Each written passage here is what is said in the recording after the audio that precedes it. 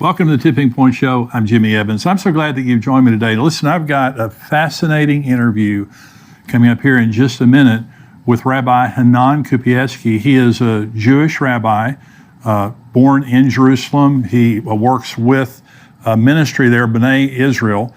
He also works with the Temple Institute, and he is the one responsible now for getting the red heifers to Israel. And he has a fascinating perspective on what is happening right now with the red heifers.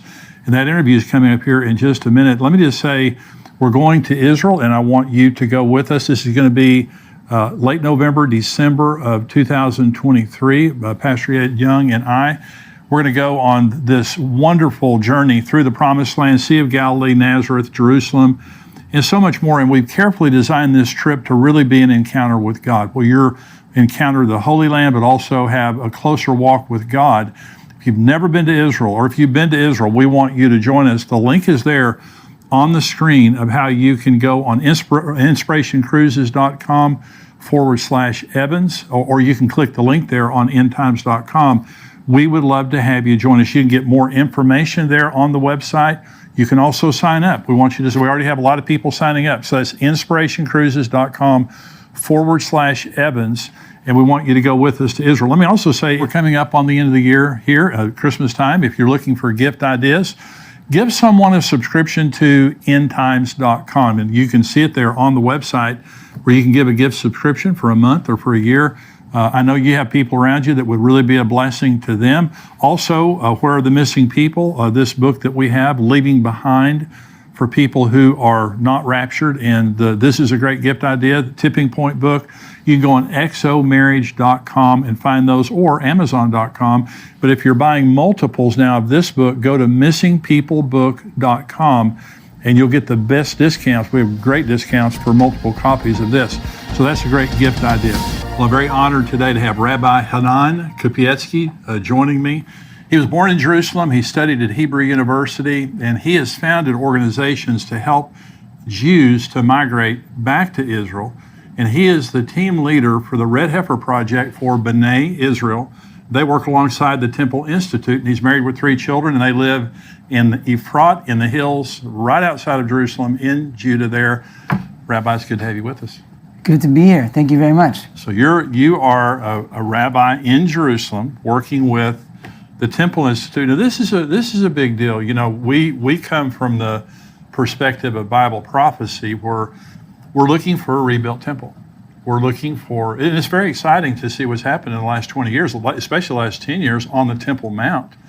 But you guys cannot build a temple without a red heifer, is that right? Yes, almost precisely. Unless if all the Jews got together and said, we want to build today the temple, so then we could also put aside those commandments of basically purification. But even if 1 or 2 Jews do not want to put those aside, we will definitely need the red heifer. The red heifer allows us to purify the whole nation. Now this hasn't been done for over 2,000 years. Right. So one of the things is that we are all of us impure in a certain level. Right. And over the past 2,000 years, we had the body of water of mikveh that you could immerse yourself inside. But the red heifer ashes we haven't had for 2,000 years. In the Mishnah, which is written almost 2,000 years ago, it talks about that there's been 9 red heifers to date, starting with Moses. Moses conducted the first red heifer ceremony, and the ash actually lasted almost for 1,000 years. Wow. And then it goes all the way till the end of the Second Temple. The Maimonides, he's a rabbi scholar, very, very well known in the Jewish theology. He was 900 years ago, and he actually writes that the 10th red heifer is going to come in the times of Messiah, and the Messiah himself will actually conduct the ceremony. Wow. And you believe that soon? Yeah, I believe firstly, I believe that we're already in the redemption times. That's what we call Geula. From, I would say, the establishment of 1948, already we started something changed around in the world. And every day we see how the fruits of the land are giving out like endless amounts of fruits. And we know that also the prophecies talk about that. That's one of the ways that we'll be able to see that we're now living in times of Messiah, is that we're going to be able to come back to a land that's desolated and a land that actually blossoms like a rose. Exactly. Well, I'm going there in 2 weeks. I'll be there in 2 weeks. Yeah, and I've been there. So you come over for Shabbat meal. Okay. Okay. I'd love to. But it's just gorgeous, and it gets more beautiful every time I go. Let me tell you my story real quick. So I was 19 years old, and I went into a bookstore, and I didn't know what a Jew was. I grew up in West Texas. I didn't know what a Jew was. I'd never heard of Israel. And I went into a bookstore and I looked at a poster on the wall and it said Israel and had a menorah. And I fell in love. I mean, I just absolutely, like I looked at the most beautiful woman in the world and fell in love. And I asked the bookstore owner, I said, well, what's that thing on the wall over there? He said, that's Israel. And I said, what's that? He said, well, it's in the Middle East. I said, so? He said, well, that's where the Jews live. And I said, oh, great. So I have loved Israel since I was 19 years old, didn't even know why. But as Christians, and you're a Jew, you're waiting for Messiah to return. And we talked about this earlier. You're waiting for Messiah to come, and we're waiting for Messiah to return. But we both love God, we both love the Old Testament, and we're both waiting for the rebuilding of the temple. And we love the Jews and the people of Israel. Now, when the red heifer, you're a part of the project that Byron Stinson is a part of. And they have now 5 red heifers that are perfect, that are in Israel, that flew, I think, over there in September, what it was, that are in Israel, and they're all still perfect. Yeah, they're all amazing. I'll give you, I want to zoom out a little bit. So you're talking about you meeting for the first time or thinking a Jew. I can tell you for this project, 2 years ago, when we started to search for red heifers around the world, I called up, just cold calls, some farmers, ranchers all around the world, and Texas has definitely been high up there because there's a lot of farms out here, a lot of ranchers. And I called up one of these guys. I said, I always started the conversation. We're looking for a red heifer. I'm calling from Jerusalem. Do you by any chance have a red heifer? And then I end. I always say, I hope this doesn't sound to you crazy. So I had a few times people hung up the phone, but but one of these time I call up this guy and he's like, crazy? Boy, it's written in the Bible. It's written in the book of Numbers. I'm like, what? You know the book of Numbers? And to me, that was, he said, do I know the book of Numbers? I know it better than you. So to me, that was like, that was amazing. I never really came into contact with, living in Jerusalem, grew up in Jerusalem, studied in Jerusalem. So pretty much, I've been there and I haven't really came into direct contact with Christians. I heard about, the Bible Belt and stuff, but I never really understood that, these true believers around the world and that are really connected to the Bible. And it was just amazing as a Jew coming from Israel, from Jerusalem, to see that. So just a little bit about the project. So we've been searching. Byron's been our guy here. Yeah. He's been amazing. We've gone to all around putting out ad magazines to try to find, because one of the issues, and here I'm sure a lot of you guys heard about the red heifer. I'll just say the 5 rules of the red heifer. So firstly, it needs to be a pure red heifer, that nothing happened to it from when it was born. It's not limping. It doesn't have any blemishes. It doesn't have any ear tags, because that's a blemish. Right. That was one of our biggest issues, is that people would put ear tags. It can't have any black or white hairs. And having black or white hairs means more than one. So it can have one, but not more than that. And it needs to have, of course, all the hairs to be red, anywhere from ketchup red till cherry red. All those are good. You're not a yoke on it, anything. You can't sit on it. And the last thing, it needs to be in its 3rd year. So in its 3rd year, it means it needs to be 2 years and 1 month, and then it's good to go. And therefore, because there's so many rules out there, that God commanded us, it makes it very rare to actually have all those come together. With that said, we're now living in a time where there's plenty, and we have, I'm sure you guys know this stat better than me, but if I'm saying there's 250,000 ranches here in Texas, just in Texas. Okay, so imagine every ranch has an average of 50 cows. So we're talking about a lot of cows, and that's where we start to go out and search. And thank God we were very fortunate to be able to find the red heifers. And there's a few stories on the way, but I'll just say that bringing them to Israel was just as hard as actually finding them. There's an embargo to bring livestock to Israel. It hasn't happened. mainly from different disease between the countries they're very worried about. And we actually were able to bring them in on a special permit. We brought them in as pets. That's how we got them in. So that's also why there's 5, because you're allowed to bring up to 5 pets on your plane. And they came on an American Airlines flight, just 250 passengers on top, 5 red heifers on the bottom. Awesome. Yeah, so. Now, I heard Byron Stinson was talking about, you said they couldn't have any ear tags. The guy that was supposed to come in and put the ear tags on them didn't because of COVID. That's correct. Or they'd have been tagged when they got born. So it's really a series of miracles. Ooh. And so now they have to be perfect. How old are they right now? They're around a year and a month. Oh, so we got another year to go. Yeah, what time? Every year and a half. We don't, keep it. But let's talk about, because for the temple to be built, and you said it correctly, every Jew has to agree, and that's not going to happen. So I'll divide it into 2. For the temple to be built when you are impure, because all of us are impure. What does that mean? You were born. What I'm saying from the Jewish perspective, if one was in contact with somebody that passed away, right, then you are impure. And the way for you to purify yourself is with these ashes of the red heifer that's mixed with actually live water, what we call mayim chaim, water that comes from a spring, and then the priest sprinkles on you with a hyssop branch, and you get sprinkled on the 3rd and the 7th day, and then you're pure from coming into contact with somebody that passed away. So when you were born in a hospital, most likely 99%, in that week that you've been in the hospital with your mother, you basically became impure because somebody passed away at the same time. And therefore, there's 2 ways of going about building the temple. Either everybody says, listen, tum'ah hutra betzibur, which means that I probably would say even the majority of the Jewish people say, that's it, we're building the temple right away. And you could even put aside maybe the side of the purification.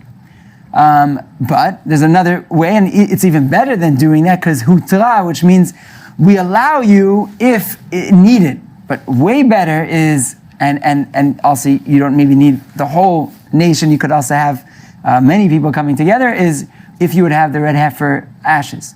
That's even on a higher level, and it also would mean something to the Jewish people. You kind of would say it's also a sign from God. That's right. Within Jewish theology and within the Jewish beliefs and traditions, the red heifer is something that we anticipate. Just like Jerusalem is something that we anticipated to coming back into the old city walls. Right. And the same thing with the Temple Mount. The red heifer, from when you're in kindergarten, you learn about the red heifer. And it's something that you know that it's an act of God. To find that red heifer, to bring one to Israel. And then there's other elements that you need. You need a priest, you need a hyssop branch, you need a cedar tree, and then you also, of course, you need the plot of land, which we could also talk about. You have all those elements. In order for that to happen, there needs to be God's hand in it. Right. And when you see that God's hand's in it, you then feel like, okay, this is it. This is what we should be doing. And that's what we pray for, that God should come back to Jerusalem. We should be able to build Jerusalem.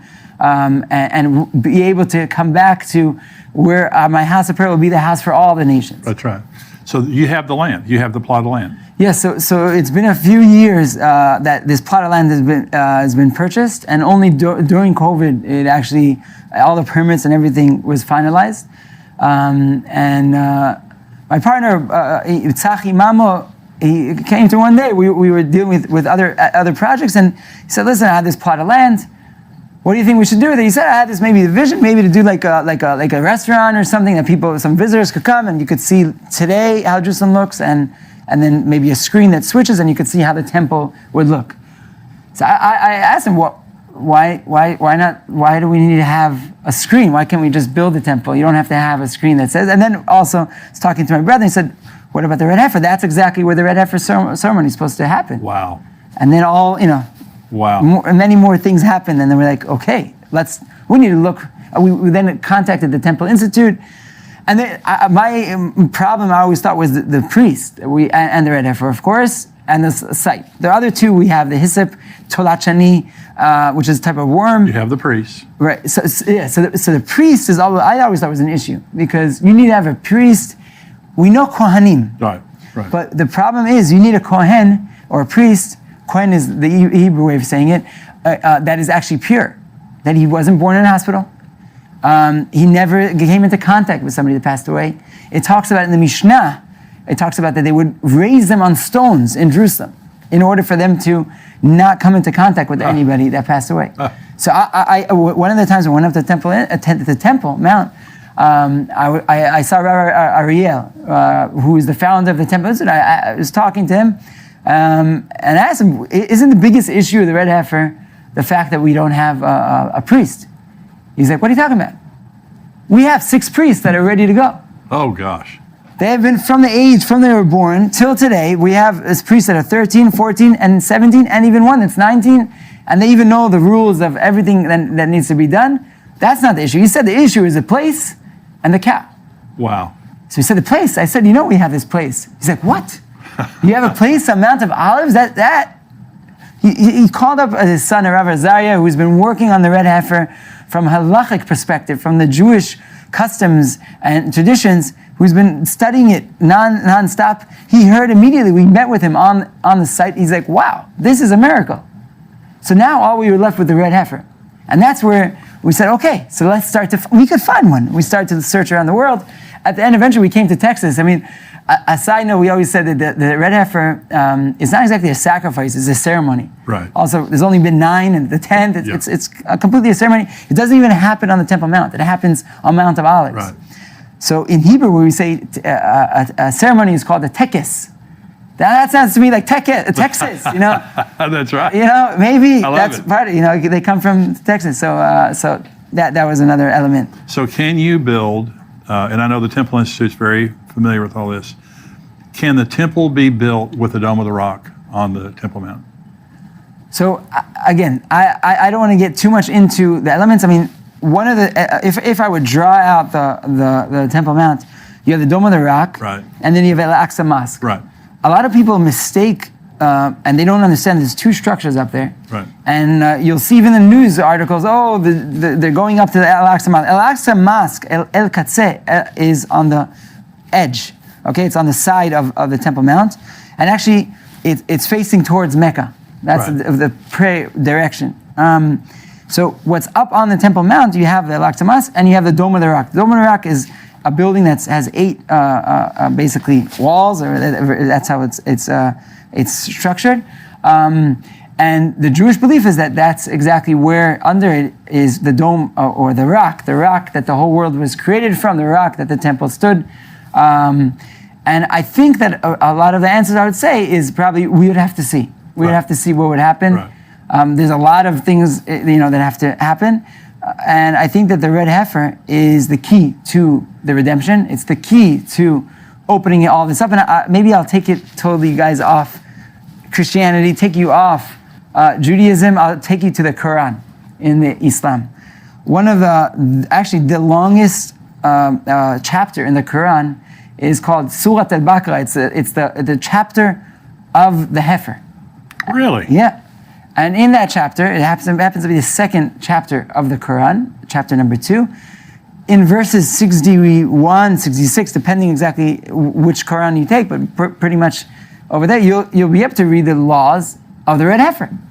The Quran also states and talks about, Muhammad also brought up and talked about the red heifer. And therefore, I believe that God, in a certain way, it's not, we don't believe in coincidence.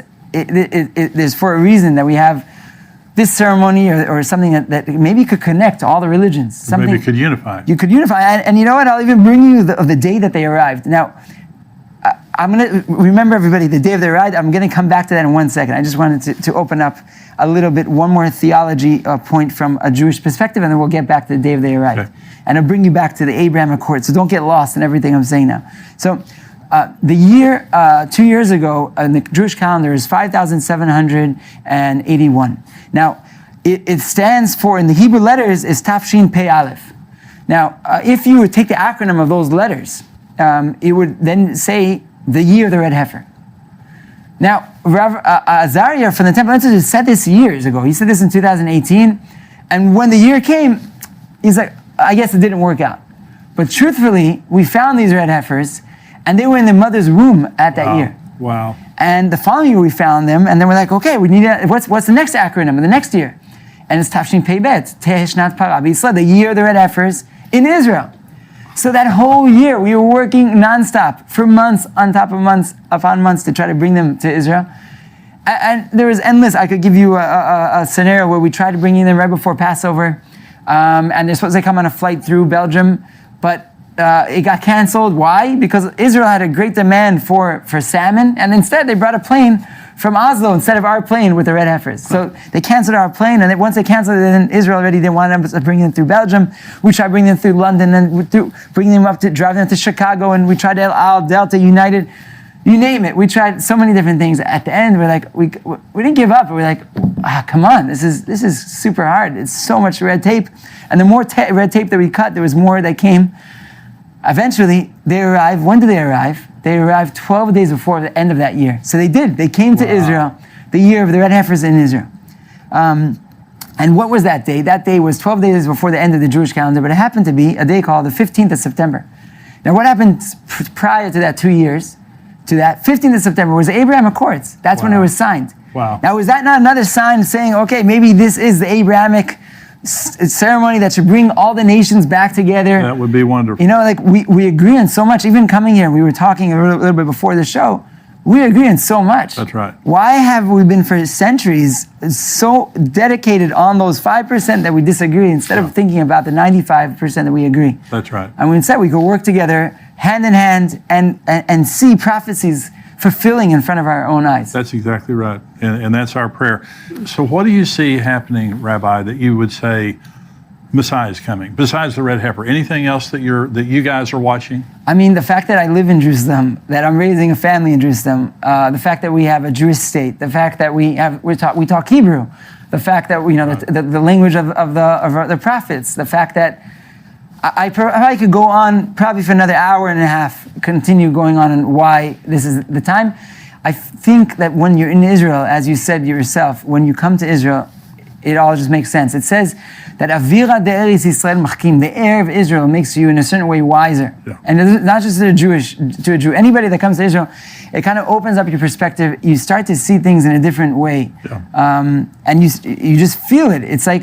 It's kind of maybe like Disney, feel the magic in there. So you actually feel magic. There's something magical that's happening. And I don't even think you have to you could just open your eyes. I could go on. So what I'm trying to say here is again and again, we could see the prophecies. I started off in the show saying about the fruits of the land, because I think that's something that's so feasible and so something that you could see and you could feel when you're walking in Machane Yehuda market and you have delicious fruits. Oh yeah. And you're like, wow, this is it.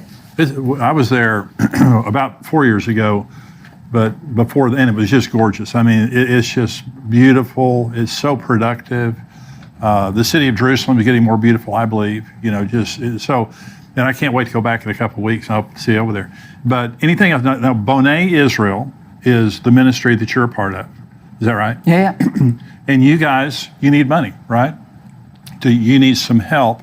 And for people to support what you guys are doing with the red heifers. It costs like $250,000 to take those red heifers over there, didn't it? Even more, but we'll tell you $250,000 just to keep you. But it was a pretty, not the worst, but then once they arrived, we also got from that, they're like, pay up. Yeah. Like what? Yeah, you got to pay.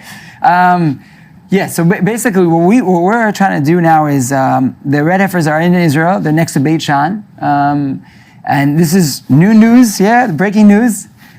We just signed now with Shiloh, the ancient Shiloh site, that we're going to be moving the red heifers to build a visitor center in Shiloh, where the tabernacle basically stood for 369 years, right before coming to Jerusalem.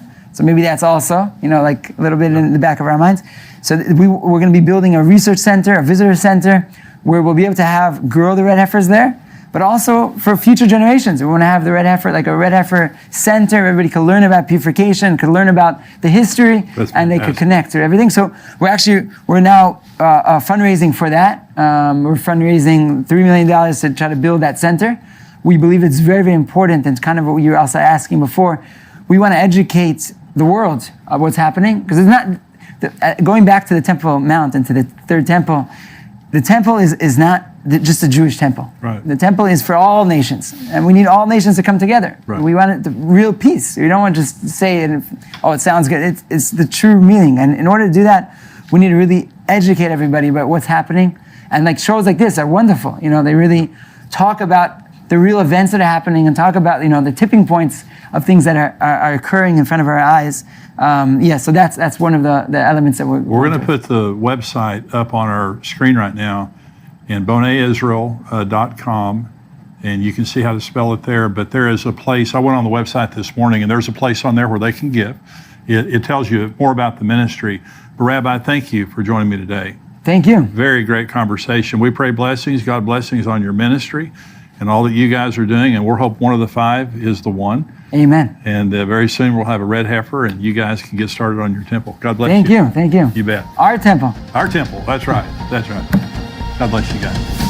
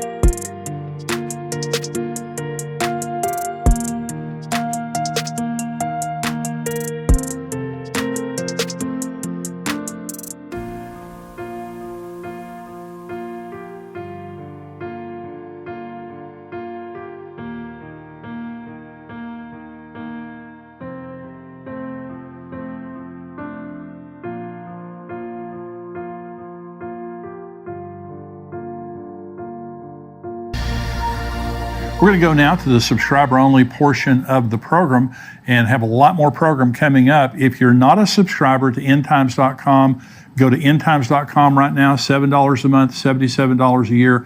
We would love to have you be a subscriber, and also, again, consider giving a gift subscription to someone for Christmas, either for a month or for a year, and bless them that way. If you are a subscriber to endtimes.com, you cannot see the entire podcast on YouTube. You have to go to endtimes.com or respond to the email that we sent you. So stay tuned for the subscriber-only portion.